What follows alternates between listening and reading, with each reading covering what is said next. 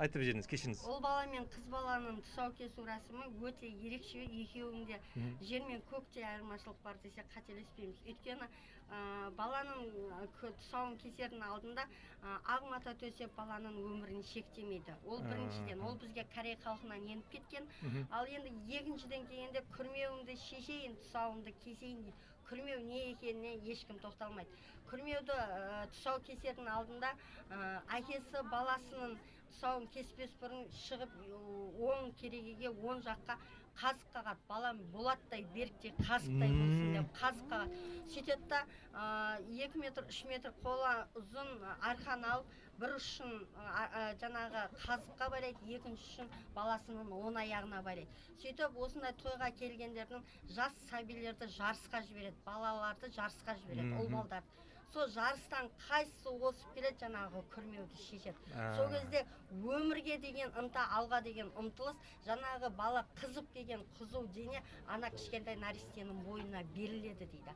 Ол деген сөз, ұлым қанша алысқа, жыраққа кетсе де өзінің отазына, өз шаңырағына оралсын деген мағынада жасалады. Керемет. Ал енді одан кейін барып ана біреудің аласын аттамасын деп не қылады ғой, ала жіпті байлайды. Ол біреудің аласы емес, өмірдің өзі ақ пен қарадан тұрады. Сол екеуінен бірдей өтсін деп ақ жіпті, қара жіпті бірдей отырып еседі. Сөйтіп баланың аяғына тұсаулап байламайды, әшейін жай ғана күрмеп байлайды. Сөйтіп ұл баланың тұсауын кесер кезде пышақты алып, пышақтың жүзін жоғары қаратып, баланың жүзі жарқын болсын деп жоғары қаратып кеседі. Ал қыз баласының тұсауы кесуінде қыздың беліне байлам берем байланады. Байлам берем дегеніміз белдіктің екі шетіне кішкентай 2 қоржын байланады. Бір қоржынға жаңағы тұсау кескен адамның кәдесі тұрады да, екінші қоржынға жаңағы тәттілер салынады. Сөйтіп ауылдың ең пысық деген келіні келіп жаңағы қызды көтеріп алып қашады. Қалған келіндер қуып жеткен жерінде қыздың тұсауын кеседі. Бірақ пышақтың жүзін ол кезде төмен қарап кеседі.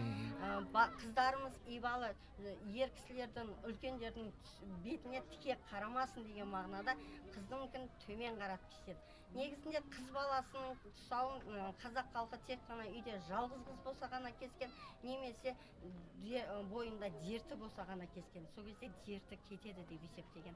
Қыздың тұсауын бас салып кесе бермеген.